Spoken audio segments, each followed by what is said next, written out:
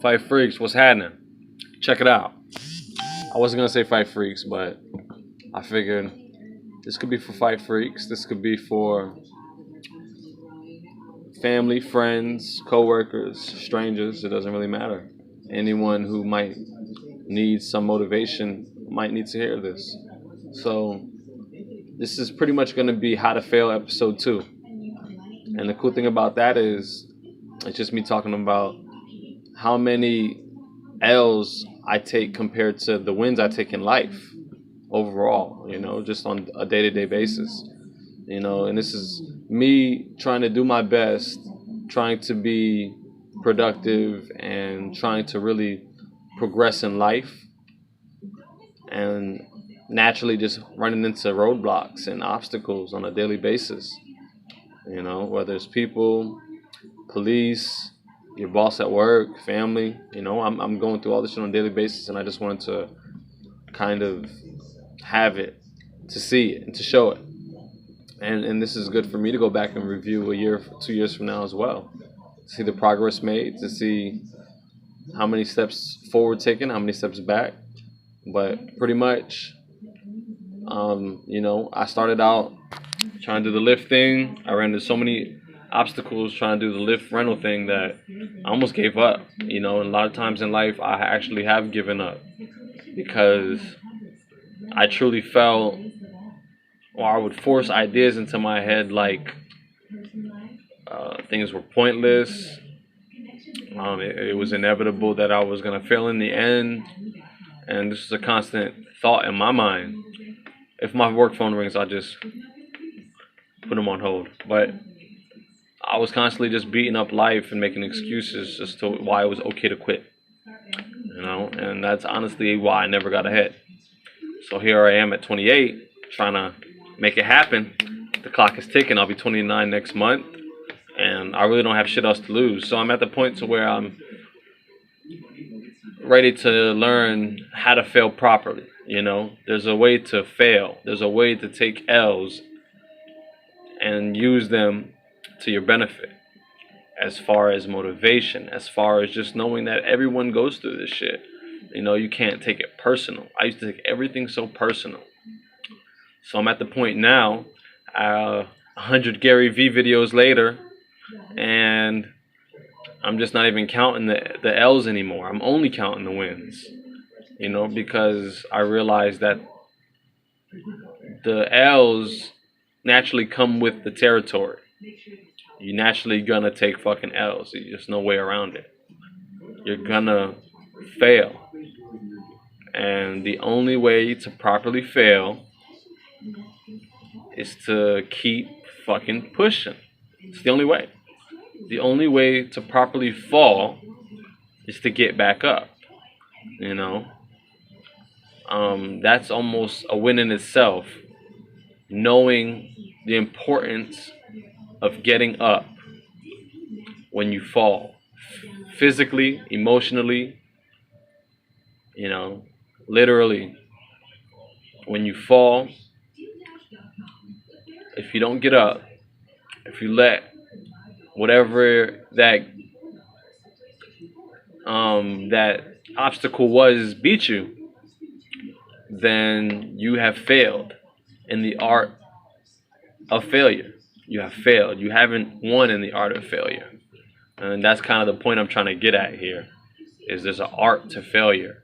There's a beauty in it if you can use it to your advantage, which I realize is the advantage to failing was a few things. Part of it is the appreciation you get for finally winning. When you finally win, you realize the importance of that win because of all the obstacles it took to get there. And that in itself just makes the cake a lot sweeter. You know what I mean? And you do become stronger. You grow thicker, tougher skin, more resilient to opinion and ridicule, and to what you think people might think of you.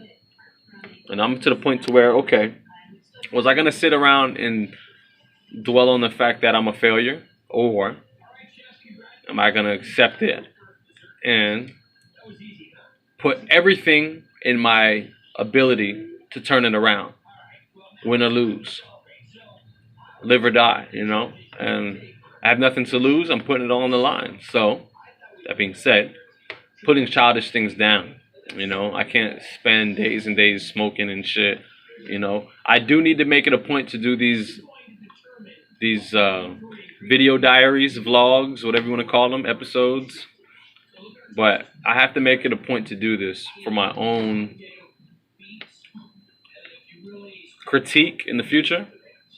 I want to keep doing this.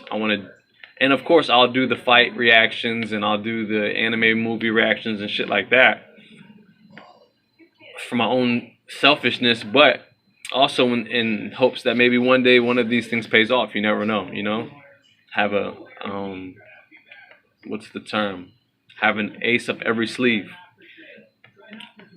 And that's the goal, is just to do as much as I can that might potentially benefit me one day. It's not necessarily a selfish thing I'm doing here. Like I said, this is for family, friends, and myself to benefit the people that I care most about.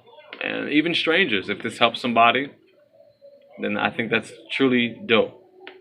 The fact that me, speaking of how many times I've fallen down, you know, as far as, man, I'm telling you, look, as far as failing, I tell you, I mean, think about this. I've always made like the bare minimum, money-wise, you know? So any little mishap that costs me money really sets me back. So it's not like, because I always spend a lot of my money on weed, and I've always spent money on trying to self-medicate and shit like that. Trying to run from my problems, really. But I got to the point to where I'm like, okay, none of this shit is going to help. What's the best thing I can do that's going to help me stop being a fucking loser? Right? I can stop smoking. I can stop hanging around with other fucking losers, right? I can start to do videos on content that I like and hope that maybe one day that might grow some attention. But the overall point is, a lot of things that brought me pleasure, I was using to mask the pain, I have to put those things down because they're hurting me. You know, they're hurting me. And maybe it's like one of those things, what came first, the egg or the chicken? I don't know what came first, the pain or spending money that you don't truly have in the first place on drugs to medicate, to heal the pain. It's a constant loop. You get the pain, mentally, emotionally, spiritually. You buy the drugs. You spend all your money. Creates more pain. As soon as you get some more money, you buy more drugs. And it's just, I call weed drugs. And I'm saying that because it's very similar to crack and fucking coke and meth and shit. In a sense that not what it does to your body, but what it does to your mind as far as you feeling like you need it, as far as you using it as an excuse to self-medicate and spend your money constantly self-medicating, and never healing. That's the fucking point. That's the thing. If it's a physical injury, understandable. If it is a mental injury and you are constantly using something to mask the pain, but never truly solving the problem that is sourcing the pain in the first place, it's like if you're constantly drinking beer or if you're constantly eating a steak every day, you eat a steak every day, and your fucking inner lining of your fucking gut is starting to leak, or you're having, issues with your, fucking your inner biome, your gut biome, your gut flora, and you're going to the doctor, you're getting checkups, and you're taking vitamins, and you're still eating a fucking steak every day, you're never gonna get better. You're just masking the source with other shit. You just can't do it. You can't. You're gonna keep failing. So anyway, sorry for the spiel, but I'm gonna keep on failing. I'm gonna keep fucking failing until I can't fail anymore. And at least I know without a doubt that I tried my ass off, and not trying was not the problem. You know what I mean? Not trying was not the problem. Must have been something else, because I definitely put in the effort. But who knows? That's the whole fucking thing about how to fail is if you end up winning, it's a blessing, right? And if you keep losing, hopefully it's a lesson. But anyway, well, I'll look at this in a year from now, and hopefully I'll be in a much better position. All right? Fight Freaks out.